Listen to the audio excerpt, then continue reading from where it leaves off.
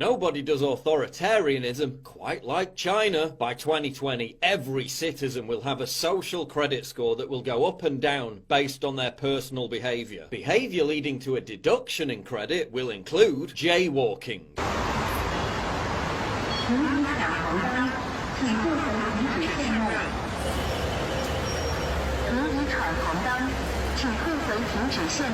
Bad driving, smoking on trains. Dear passengers, people who travel without tickets or behave disorderly or smoke in public areas will be punished according to regulations, and the behavior will be recorded in the individual credit information system. To avoid any negative record of personal credit, please follow the relevant regulations. Buying too many video games, buying too much junk food, buying too much alcohol, calling a friend who has a low credit score, merely having a friend online who has a low credit score, posting fake news online, criticizing the government, visiting unauthorized websites, walking a dog without a leash, letting your dog bark too much. At least in 1984, Winston Smith could take a train to temporarily escape the surveillance state that he laboured under. In China, low-ranked citizens will be prevented from taking buses, planes and trains. 我现在是已经被限制这个自由的出行了，就是订票啊，我们高铁和飞机都不行。我跟你演示一下，我们用这个 APP 来订票。现在是我们从重庆到西安，我们来订一张票，订一张过几天的票。And what does it say? 然后就显示那个出票失败，说我已经被法院依法限制高消费，限制乘坐 G 字头列车。 Now, where have I seen that before? That's reserved for members of our Prime Flight program. You got to be a 4.2 or over to qualify. Oh, I'm a 4.2. I'm afraid you're actually a 4.183. Well, that's not my fault. Some woman dinged me down in the cab.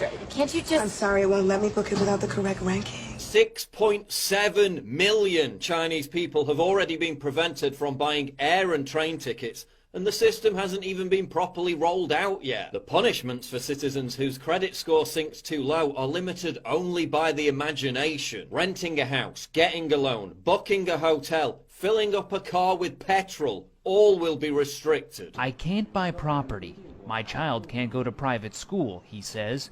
You feel like you're being controlled by the list all the time. Good behaviour will also be rewarded by green channel benefits, free perks, discounted loans, fast-tracked visa university and job applications, VIP airport access, faster internet speeds. Dating websites are even offering users with high credit scores better visibility on Tinder-style apps. The loyal informant will be well taken care of, and the entire system will be overseen by an estimated 400 million surveillance cameras with facial recognition software. Cameras record them going through intersections, zero in on their face, and then publicly shame them on nearby video screens. And it will eventually encompass real-time geolocation tracking of citizens via their cell phone. Overall credit scores can go up and down in real time based on a person's behaviour, but it can also be affected by the people they associate with.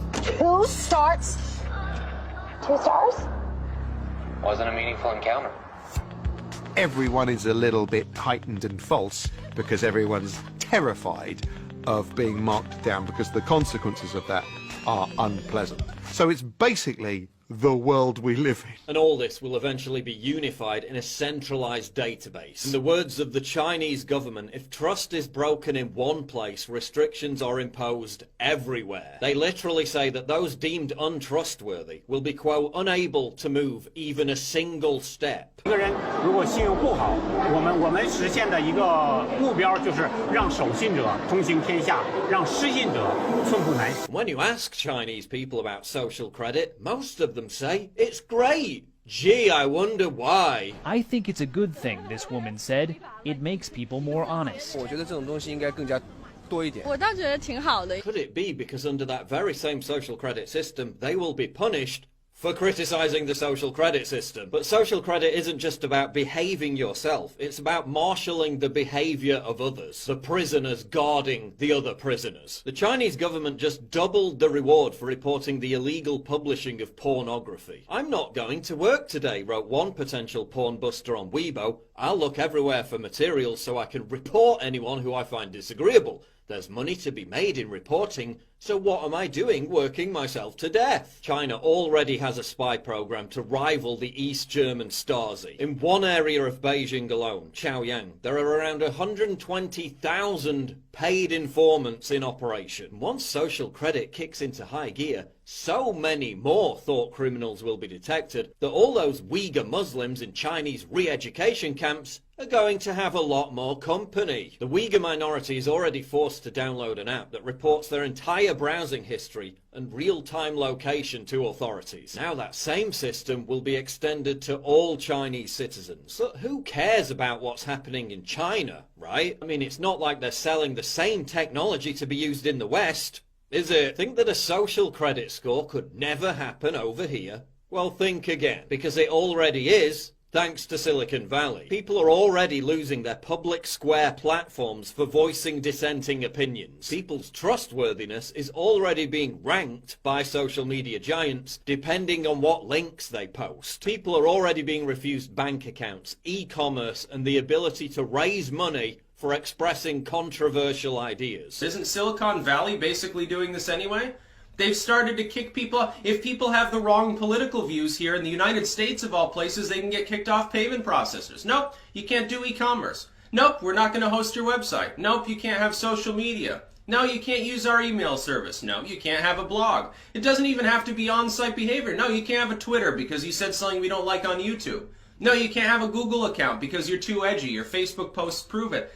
Is that not the same fucking shit? And the amount of power, the amount of centrality, by the way, in Silicon Valley is more than that of China. Now Democratic 2020 candidate Andrew Yang wants a social credit style system introduced in America. Just imagine going to buy groceries with your credit card, and then because someone in an office somewhere in San Francisco deemed something you posted on the internet to be hateful, your transaction is declined. I mean, forget even trying to pay. Your implantable microchip will be blocked, so you won't even be able to enter the shop. That's our collective future. Entire organizations funded by government are devoted to identifying and destroying people's careers for the crime of wrongthing. People are being disowned by their own family members and ostracized from society merely for being conservatives. I mean, why blame China?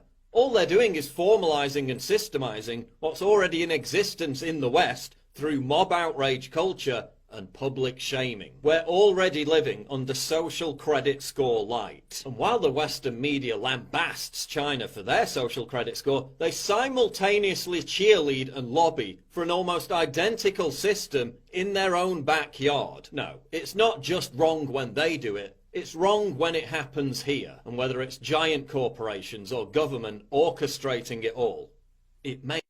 See that green code up there? Yeah. It's a green QR code. That is called your safety code.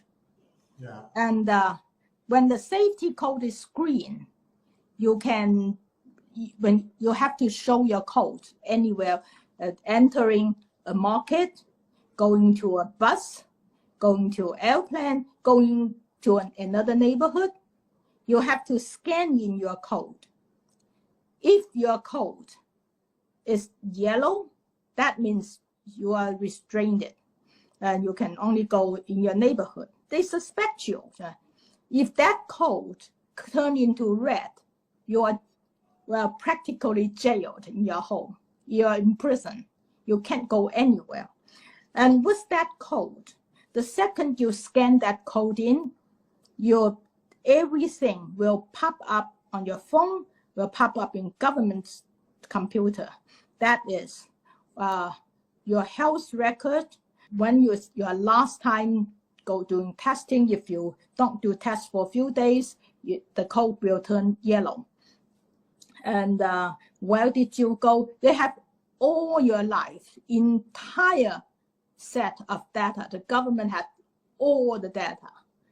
It's all done automatically. It's all done with machine, with all the AI technology.